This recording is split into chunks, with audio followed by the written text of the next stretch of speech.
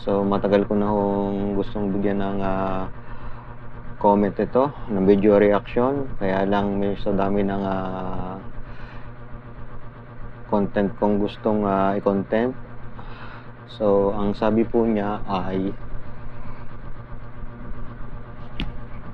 anong iniilawan mo?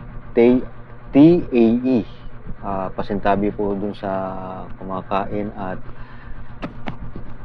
abbreviation na lang po ang aking sinabi. So ang ibig sabihin po ng TAE o TAE ay terrestrial ammonium environment. So yun po ang ibig sabihin po noon sa Tagalog ay kakaibang amoy galing sa kapaligiran. Yun po ang ating yun po ang ibig sabihin ng TAE.